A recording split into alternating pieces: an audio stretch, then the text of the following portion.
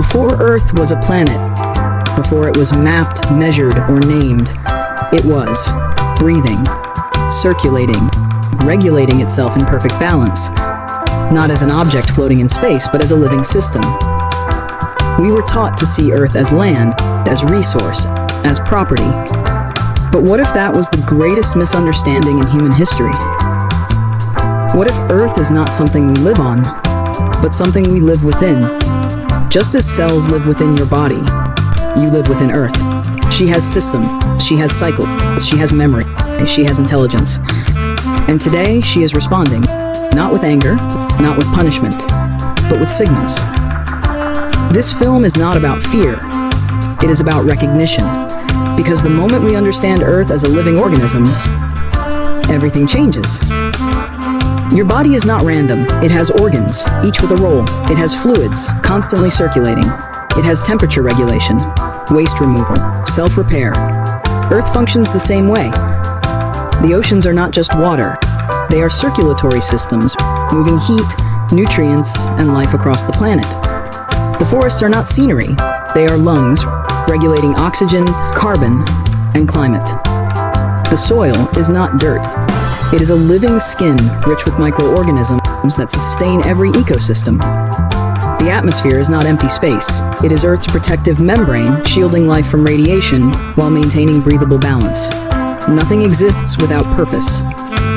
Just like your body, Earth survives through cooperation, not domination. And when one system is damaged, the entire organism responds. Earth's circulation. Oceans and currents. In the human body, blood never stops moving. If circulation slows, tissues suffer. Organs weaken. Disease begins. Earth's oceans function the same way. Vast currents travel across the globe, carrying heat from the equator to the poles, distributing nutrients that feed plankton, the foundation of all marine life. These currents regulate climate. They stabilize temperature. They keep the planet alive. But imagine pouring toxins into your bloodstream every day. Imagine clogging arteries with plastic, heating the blood beyond safe limits. What would your body do? It would respond with inflammation, with fever, or with distress signals. Earth is doing the same. Rising sea temperatures, coral bleaching, ocean acidification, not punishment. Physiology. The forest, Earth's breathing system. Every breath you take is a partnership. Your lungs inhale oxygen, but that oxygen was exhaled by plants. Forests are not optional. They regulate rainfall, anchor soil, host biodiversity, balance atmospheric gases. They are self-sustaining systems that evolved to support all life, including us. When forests fall, Earth's breathing becomes shallow. Carbon accumulates, temperatures rise, weather destabilizes. It is the planetary equivalent of lung damage. Yet the forests do not fight back with violence. They respond with imbalance. Floods where trees once held soil, droughts where rainfall once cycled naturally. Again, not revenge, biology. Take a moment, place one hand on your chest, feel your breath. Now imagine Earth breathing with you. Her oceans rising and falling like lungs, her winds circulating like blood, her forests exchanging gases silently. You are not separate from this system. You are one cell within it, and just like your body depends on the health of its cells, Earth depends on the choices of humanity. Earth's fever. When the body overheats, it is not dying, it is fighting to survive. In the human body, fever is not an enemy. It is a biological response. When toxins invade, when infection spreads, the body raises its temperature, creating an environment where harmful forces cannot thrive. Fever is intelligence in action. Earth has a temperature too. For thousands of years, it remained within a narrow, life-supporting range. Warm enough for ecosystems to flourish, cool enough for balance to remain. But something changed. Industrial emissions, deforestation, over-extraction, chemical saturation. Human activity began altering Earth's atmosphere faster than natural cycles could adapt. So the planet responded.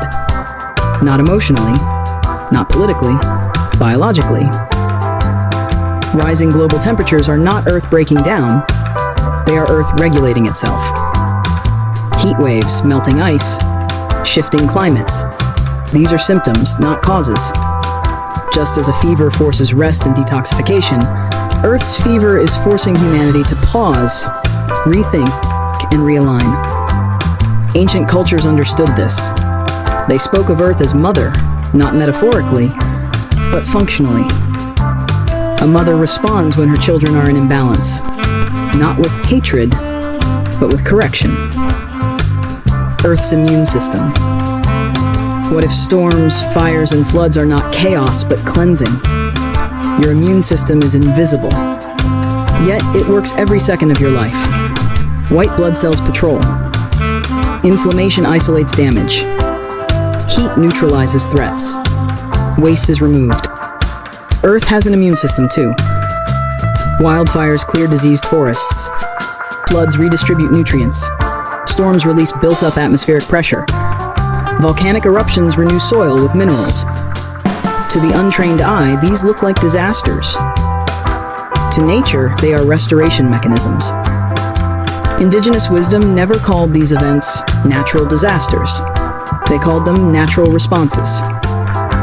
Africa's ancestral traditions, the wisdom of the Americas, the teachings of Asia and the Pacific, all recognized Earth as a conscious system that restores balance when disrupted.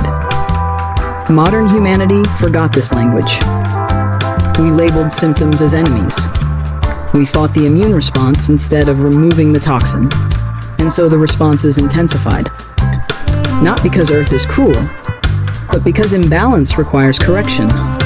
Memory in the land. The Earth remembers everything. Your body remembers. Trauma stored in tissue. Experiences encoded in cells. Muscle memory guiding movement without thought. Earth remembers too. Every forest cleared, every river poisoned, every mountain carved open. Not as resentment, but as record. The land holds memory. Ancient peoples knew this. They listened to soil. They honored rivers. They spoke to mountains as elders. Africa, the cradle of humanity, carried this knowing deeply. The land was not owned. It was entered into relationship with. Rituals were acts of communication. Offerings were gestures of balance. Ceremonies were reminders that humans were guests, not rulers. When humanity severed this relationship, we lost more than tradition. We lost listening. And a living organism that is not listened to must speak louder, through drought, through storms, through imbalance, not to destroy humanity. Close your eyes for a moment. Imagine standing barefoot on the soil. Feel the ground beneath you, older than nations, older than borders, older than language. This ground has fed countless generations, held countless lives, absorbed countless tears. It remembers. Ask yourself quietly, am I living with the earth or from the earth? Humanity, cell, cancer, or caretaker. Every living organism must eventually confront what threatens its survival, even when that threat comes from within. The cell. In every living body, cells exist for one purpose: to support the whole. A healthy cell takes only what it needs. It contributes energy, it communicates with neighboring cells, and it knows when to stop growing. But when a cell forgets the body, when it consumes without limit, when it grows without regard for balance, it becomes something else. The truth. Cancer is not evil. Cancer is disconnection. It is a cell that no longer remembers the organism it belongs to. Now listen carefully. This is not metaphor. This is not symbolism. This is biology. Humanity's role. Humanity is now behaving in one of three ways. As cells, living in cooperation, as caretakers, restoring balance, or as cancer, extracting without limit. And the planet is responding accordingly. The uncomfortable truth. Modern civilization was built on a dangerous belief that Earth is infinite, that growth has no limits, that dominance equals progress. But no living system survives endless expansion. not forests, not oceans, not bodies. Cancer grows until it kills the host, and in doing so, it destroys itself. This is not an accusation. It is a warning written into nature itself. When rivers are poisoned faster than they can cleanse, when soil is stripped faster than it can regenerate, when species disappear faster than ecosystems can adapt, the organism does not negotiate. It responds, and it always chooses survival. Ancestral wisdom, we ignored. Our ancestors understood something we forgot. In Africa, land was not owned, it was entrusted. You did not take without giving back. You did not hunt without honoring life. You did not harvest without restraint.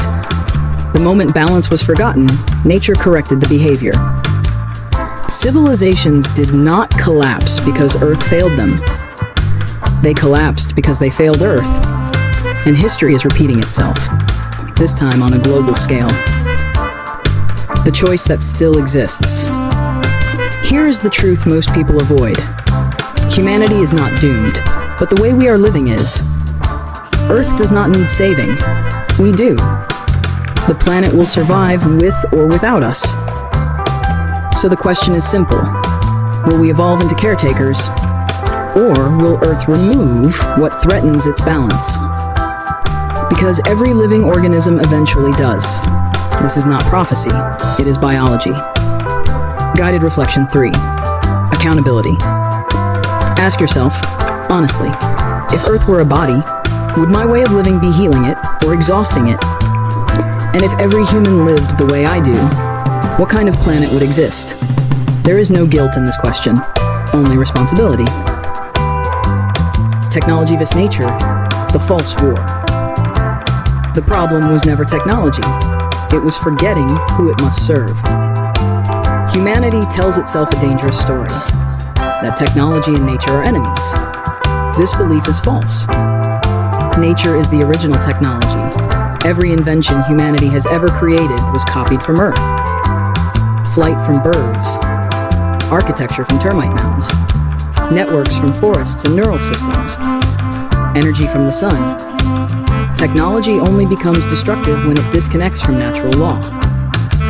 A tool without wisdom becomes a weapon.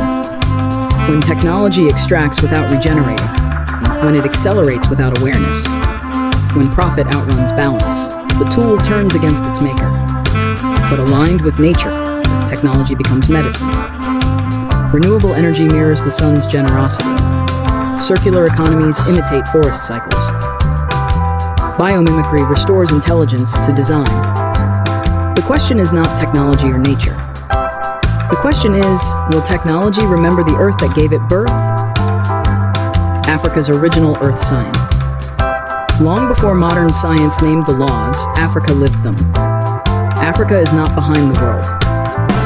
Africa is behind the world, like a foundation behind a building. Ancient African societies understood Earth as a living intelligence. Agriculture followed lunar and seasonal rhythms. Water was guided, not forced. Sacred groves preserved biodiversity long before conservation had a name. Communities took only what could be replenished. This was not superstition. It was ecological literacy. Knowledge passed through story, ritual, and observation, not to dominate nature, but to remain in relationship with it. When colonization disrupted these systems, humanity did not gain progress. It lost balance. The future of Earth will not be built by abandoning ancestral wisdom, but by remembering it. Africa does not represent the past.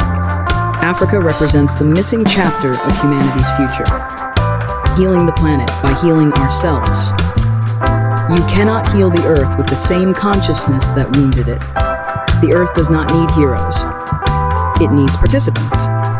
Every act of healing within the human body mirrors planetary healing. When you choose whole food, soil recovers. When you choose simplicity, resources regenerate. When you choose presence, extraction slows. When communities heal, ecosystems follow. The same patterns apply. Disconnection created the crisis. Reconnection dissolves it. Healing the Earth begins in daily choices: how we eat, how we build, how we move, how we relate to one another. The planet responds not to speeches, but to behavior. And when humanity realigns, Earth responds with abundance. Re-entering relationship. The Earth has never abandoned humanity. Even now, she feeds us, houses us, heals us. She waits, not for perfection, but for participation. This is not the end of a documentary. It is the beginning of a relationship renewed. We were never meant to conquer Earth. We were meant to belong. And the moment we remember that, the living organism we call home will breathe easier, and so will we. When an organism begins to heal, signs appear. New growth pushes through hardened ground. Voices rise where silence once lived. Africa's rise. Across Africa, a new generation is standing. Not to dominate, but to restore. Not to conquer, but to rebuild. Captain Ibrahim Traoré, presented as a sign, not a savior. Figures like Captain Ibrahim Traoré are not accidents of history. They are responses. Responses to centuries of imbalance. Signals that the Earth and humanity are correcting course. Reuniting the human family. Africa does not rise to replace the world. She rises to remind it of balance, of dignity, of what it means to belong to Earth and to each other. Heaven on Earth, restoration not to see. Heaven on Earth was never a place above us. It was a relationship we forgot. And now, slowly, we are remembering.